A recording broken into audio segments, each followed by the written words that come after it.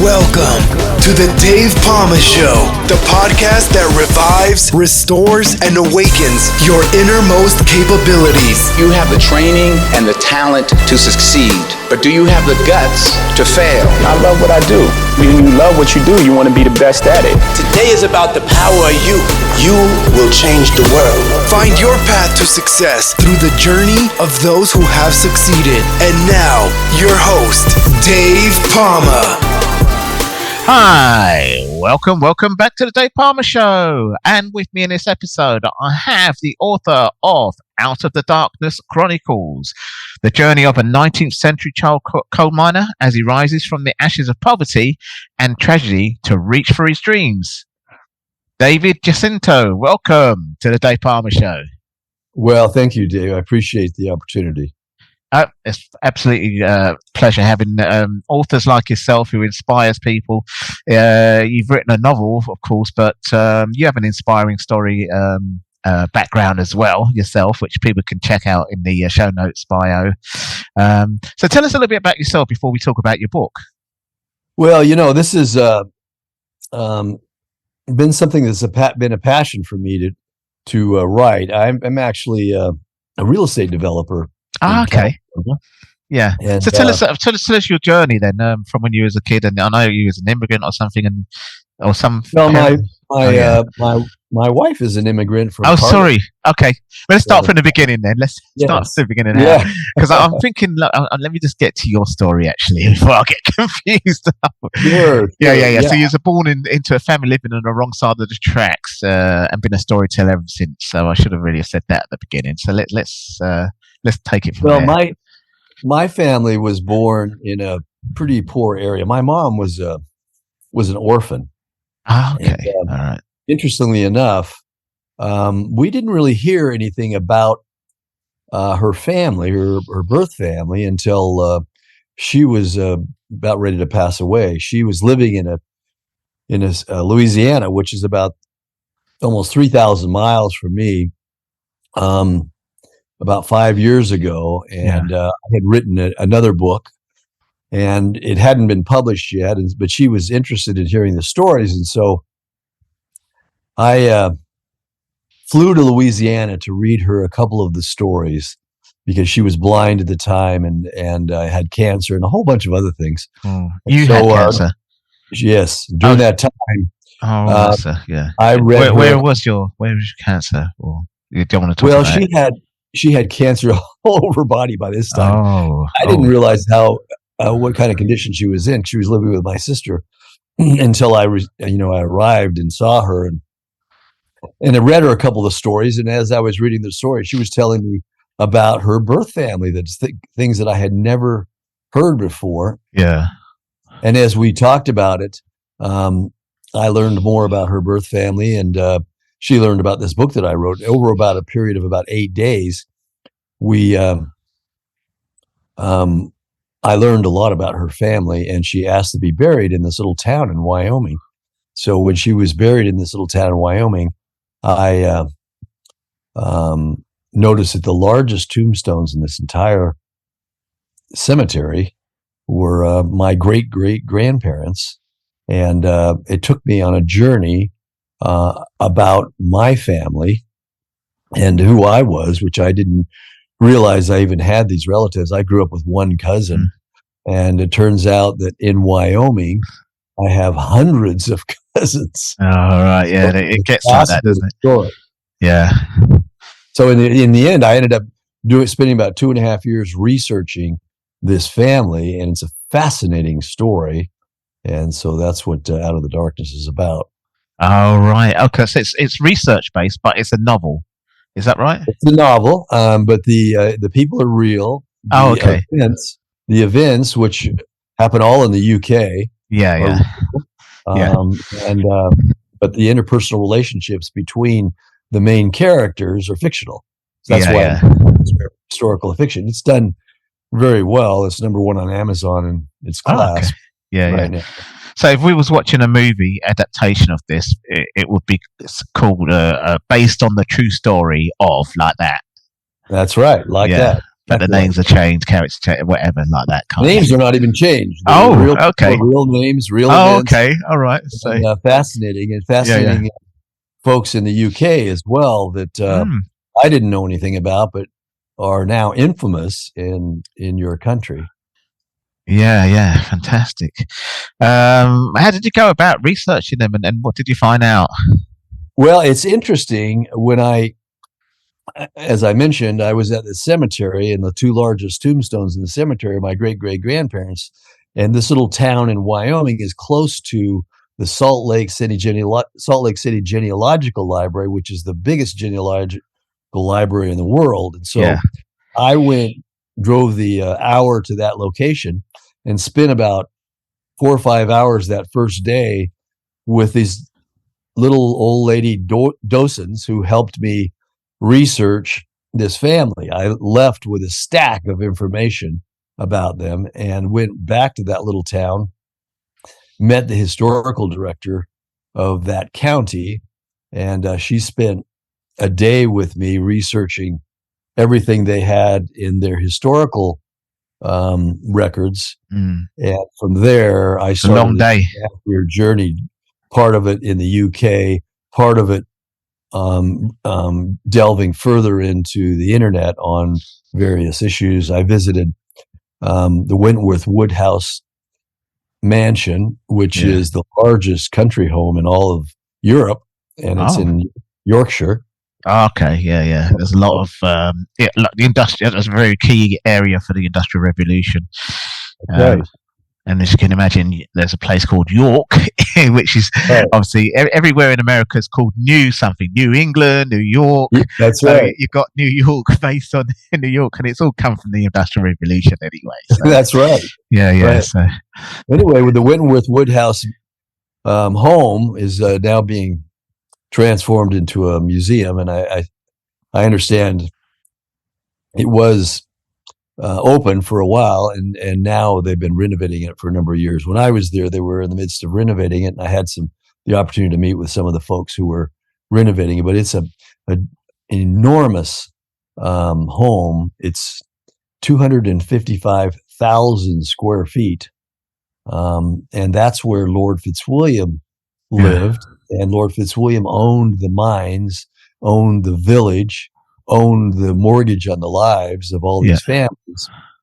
And the story is about a child in one of these families, Thomas Wright, who works in one of the mines. He begins his work with Lord Fitzwilliam in this mine at the age of 7.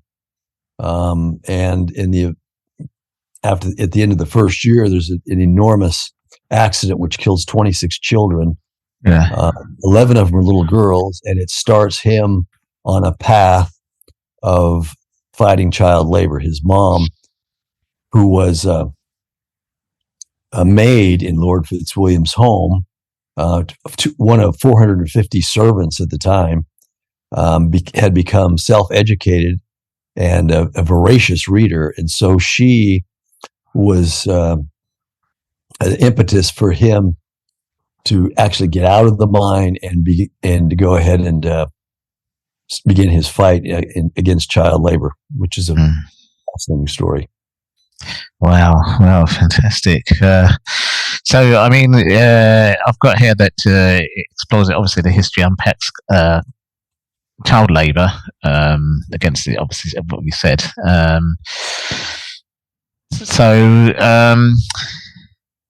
It says after disaster strikes, many of his friends die in a mining explosion, and his self-educated mother decided that Tommy and his siblings would have a different fate. So take us on from there. What happened? Sure. Well, he starts work in a mine called Silkstone, which is not particularly a large mine. It was 300-400 feet under the ground. Yeah. Very poorly constructed. He spent 6 days a week, 12 hours a day in the pitch blackness. Oof. There wasn't even a single candle provided by the company. Yeah. This particular case, because his mother was so intent upon him continuing his education, because she had actually taught him to read by then, and he was reading books by the time he was 7. His father, who had been a coal miner in a coal miner family, 100 years, couldn't even write his own name. So there was it was a combination between a woman who was extremely well read and the mother, and a father who was very uneducated and assumed his children, like he and his grandparents before him, would work in a mine for Lords Fitzwilliam and other coal mine owners for the rest of their lives. That's just the way it was going to be. And she had an entirely different plan. And so he goes into the mine thinking that I'm going to join my father's heritage. And he was excited about it to begin with, until he actually experienced it. And it was so difficult. It was a struggle for him. You can imagine, if you have I know you have a child, because we were just talking about it. Imagine your 7-year-old child in those kind of conditions. And the only full-time companion were rats. And I did some research on those rats, pretty fascinating at the time. Some of those rats got as long as a foot and a half, 2 feet long. Well, so they were almost as small as a child. And that's scary, isn't it? You have that one candle flickering away, and you could see rats. I'm sure it was a little intimidating for a child of 7. A little bit, yeah. I mean, those days also, I did some trade union work and looked at the history, and there wasn't any, and that's how it started, because women and children, there were kids women that were just getting decapitated and things like that from machines from the Industrial Revolution, because there was no health and safety in place and things like that, I mean, the average child who worked during the Industrial Revolution lived to the age of 22. So they didn't make it very long. Coal was actually a little better, because they were, at least for the most part, out. At least they lived out into the hills, and the pollution wasn't quite so bad. Although they spent most all their time underground. I mean, he would go into the coal mine before the sun came up, and come out of the coal mine after the sun went down, 6 days a week. So the only day he would even see the sun was on Sunday. And that's why they call it Sunday. Very difficult life. When they have a disaster, they have the disaster in 1838. This is in the 1830s through the 1860s, this particular book. And it's part of a 2-book series, by the way. The first book is in the UK, and the second book is in America. But in 1838, they had a disaster in Silkstone where 26 children were killed. Part of that disaster, obviously he didn't die, but his little buddies died, and they didn't have enough money to even bury the children. So they buried all the children in a mass grave. And these are families just like yours and mine that must have struggled very hard. That's the fictional part of the book, is that describing the relationships in these families, and how they dealt with these disasters and challenges, and the life they lived. The ownership of a massively wealthy lord and lady. They had this enormous house with a family of 6. It took a servant an entire day to walk from one room to the other, not cleaning them, just walk from one room to the other, entire work day. And yet the coal miner, with a family of 6, lived in a 10 by 12 shanty outside the mine with no indoor plumbing. They had to stand in a queue for the bathroom, the loo. The loo, that's it. The other end of the block, stand in a queue for the Johnny. No, sorry, no. Very difficult. Very difficult. But Well, excellent. Well, you say you've got two books there. I mean, I mentioned also about obviously with my trade union. Obviously, in the fire service, it is a health and safety orientated job. So, being a member of trade union is probably a good idea. But it says there, as Tommy matures, he determines his own fate by defying odds to excel an engineering career and waging a noble fight against child labour, which obviously is where the trade unions came in as well, because of child labour. It still goes on now, actually, around, obviously, more around Asia and places like that, Cambodia, Vietnam. Bolstered by family, faith, and the love of a strong, determined woman, Tommy confronts his suppressors and eventually immigrating to America to pursue life of his dreams. Tell us what happens there. Is that the second book? Well, yeah, there's a second book. I could tell you more about the first, but let me tell you about the second. Yeah, tell us first book first. Yeah, otherwise. Okay, well, let me just finish that a little bit. He, as I mentioned, is educated by his mother. Yeah. Desperate to have her children do something besides live their lives 500 to 1,000 feet below ground, which is what the coal miners did, and usually died young. His father, contracts black lung as a relatively young man, and Tommy and his brothers are forced to go back in the mine after they were pulled out. When that event, that disaster occurred, when the 26 children were killed, his mom decided, I'm pulling my children out of the mine. I don't want them doing this. It's too dangerous. And of course, his father was very upset about it, but she prevailed. And for a period of time, Tommy was pulled out of the mine and continued his education under her. And he was a voracious reader himself and fascinated by technology. And he became a very successful engineer, self-taught engineer.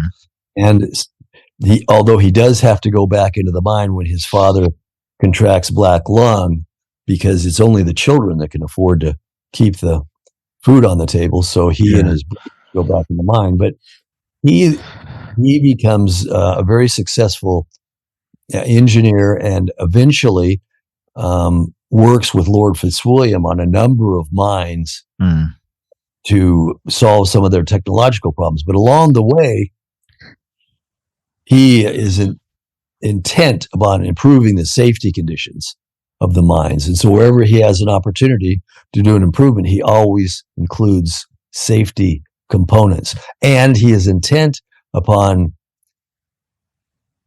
getting children out of the mine. In fact, his mom works with Lords Ashley right after that first disaster. And they work with Queen Victoria and change some of the laws with child coal mining. The first thing they change is that little girls can no longer go in the mine. Yeah. That's a big deal at the time. Yeah, of course, yeah. Later, he becomes more involved with various different influential folks. And there's another enormous disaster called the Oaks disaster, which killed 385 men and boys. And it's the largest in the UK ever. And he's involved in that as well as Lord Fitzwilliam. And because of Thomas, an inquest is forced. And even though the powers to be, which is the Lord and the Lady who basically own and run the land, finish the inquest with no responsibility for themselves, this inquest becomes a national issue. And all over the UK, folks are watching day by day what's happening because the press is there. And each day that the inquest goes on, there are more and more press. And it becomes a national scandal.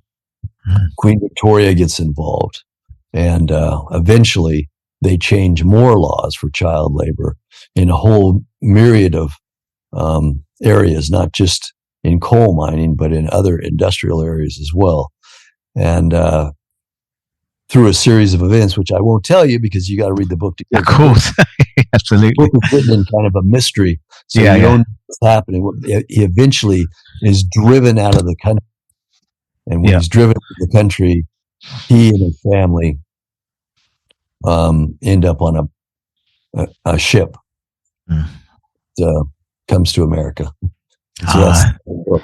Yeah, that's it. Well, I certainly was moved by just certainly your little synopsis today on this show, really, which is fantastic. I mean, you did such a long research. 1 year, you said it took, yeah? Well, it actually took me more than a year to do it. But then it took a year or two to write the book, and then of course Simon and Schuster is Forefront. Simon and Schuster published it. It took them a year to do their work as well. Of course, that's great. And of course, it's amazing how also you've managed to get some research into Queen Victoria's involvement as well, because apart from the UK's recent passing Queen Elizabeth II, she is probably the most famous Queen of England. It always gets mentioned, you know. She's an amazing woman. During the first disaster, she was a very young queen. She took office, I think it's 16 in 1837 or 6. Oh, right. I didn't know it was that young. Okay, so it's younger than Queen Elizabeth then. And this disaster occurred in 38, so she was still a teenager. But she was so incensed about children being forced to be in the mine, and especially little girls, that she wanted to do something to get little girls out of the mine. Yeah. And so she became intimately involved as a teenager, and then all through her life, because of that first involvement, she was keen on finding out what could be done to help with child labor. And so when Thomas Wright gets involved, he has a very interested audience. Yeah. Of course, there's a romance that runs through the entire book as well. It's a very charming. And you got to make it. If it's a novel, you got to make it feel like a movie running through your head. That's the idea of books and novels, isn't it? Really, and everyone has their own version of that movie, don't they? Visualization of it. So it's fantastic. It's fantastic. When did this book get released? By the way, well, the book got released in October, and since that time, it's gone #1 in its class. Yeah, wow. Okay, it's done well, and we're pretty happy with it. If you look on Amazon, you can see the reviews, and there's some very fascinating reviews. It's interesting. There's a movie out, and I'm not sure how widespread it is in the UK, but it's a movie called Sound of Freedom. Yeah, and it's about a movie about child trafficking. Yeah, and the fellow that it's about, and the fellow who is part of the production staff is a fellow named Tim Ballard. And this movie is the most successful independent movie ever in America. Sold 200 million worth. And Tim Ballard is the key character in the movie, and it's a true story about child trafficking. And Tim Ballard reviewed Out of Darkness.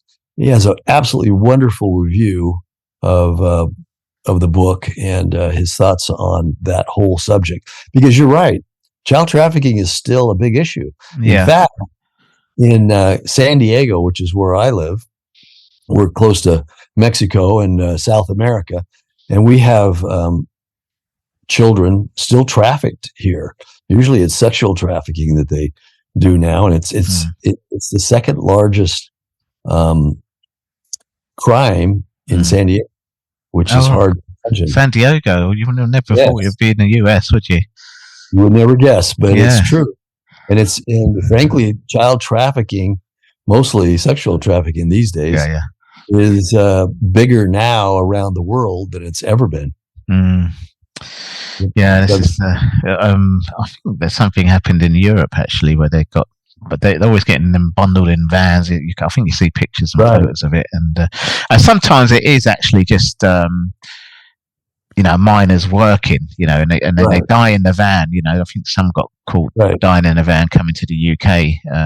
But the trafficking, I think, is done in another way where they promise them a job and then they come over. Yeah. So I don't want to give the wrong impression to your listeners that no. this is a book about child trafficking. No, it's not. No, it's just if you put your picture into what happened in the Industrial Revolution in 1800s, then just what was going on then, and it's got everything in it, like you say, and it's got romance in it as well and everything else. It's just a story, isn't it? A movie, if you like, in a book. It's really a book about a young man who rises above his very difficult beginnings to achieve great success and finds the love of his life. And in the end, it ends very happily. Yeah. Well, it definitely sounds like a great read there, David, and a really great pleasure having you to tell this, give some synopsis of this book to my audience today. I always love it when some authors come on my show. I've had a fair amount come on actually recently, so it's great pleasure having you on as an author in my show today. Thanks very much, David. Thank you. That's all for this episode. Thanks for listening, and remember, if you want to support what we do, then share, subscribe, and leave a review over on Apple Podcasts. Or head over to my website, davepalmer.com, and click on Rate Show. Well, that's all for now, but I'll see you in the next episode of The Dave Palmer Show. Follow us on Facebook, Twitter, and Instagram.